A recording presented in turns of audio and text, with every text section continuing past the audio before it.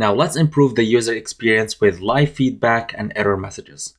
Right now in this input, we added this required property, which basically means when we are trying to submit the form, if this field was missing or if the value was missing, we get this error that says, please fill out this field. Now we can improve this experience by adding our own span or our own field through which we're going to be providing the user with error messages. So over here, I'll create a span.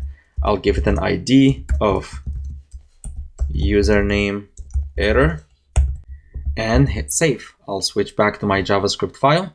And now let's uncomment these two because we're probably going to be using them in a second. And let's also capture the player name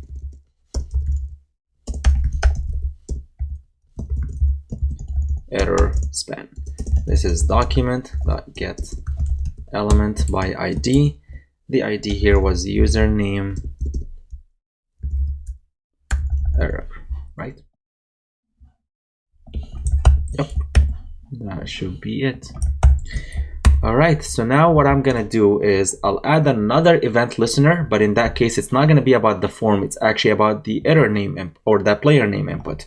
So we'll do player name input dot add event listener.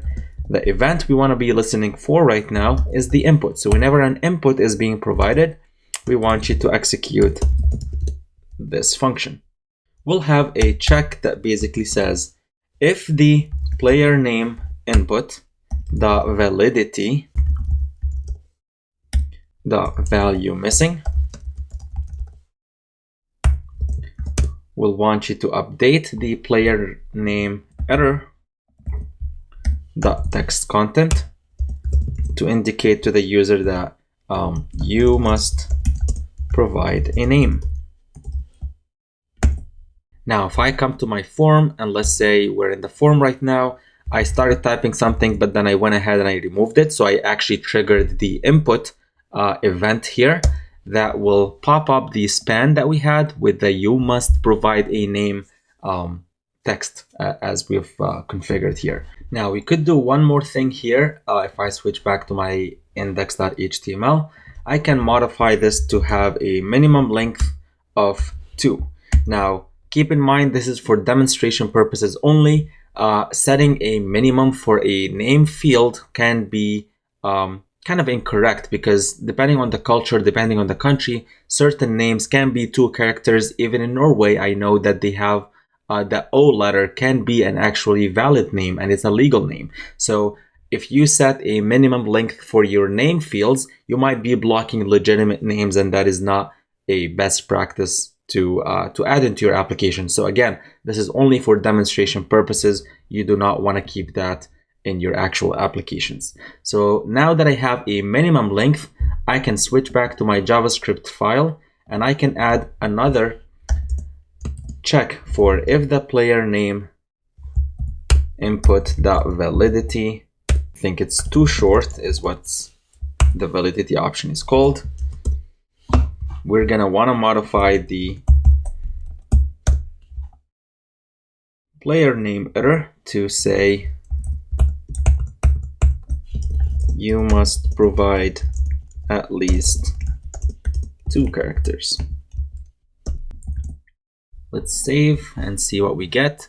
Now if I provide 1 character, we get this error that says you must provide at least 2 characters. Now if I provide another one, or 3, looks like it didn't go away. That is because we did not actually set our event listener to reset the player name content. So let's actually fix that. So instead of this, we'll do else if,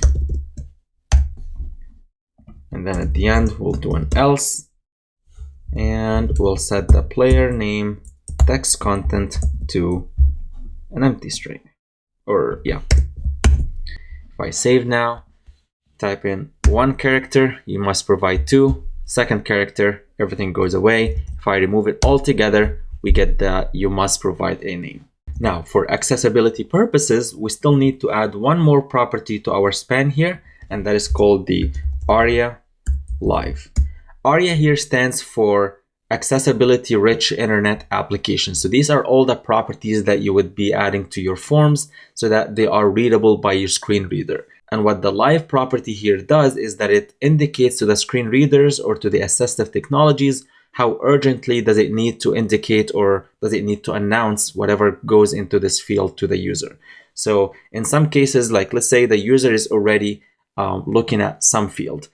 Now, we don't want this to interrupt whatever the screen reader is already reading.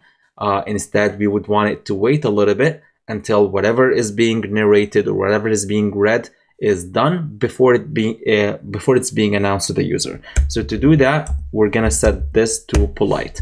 The other options are off, where basically I don't want you to announce this to the screen readers at all.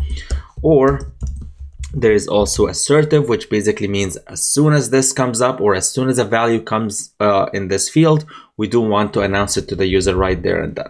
So we'll go ahead and set this to polite and we'll go ahead and save. That will not have any impact on our form or on the behavior, but it will make our applications accessible to all users.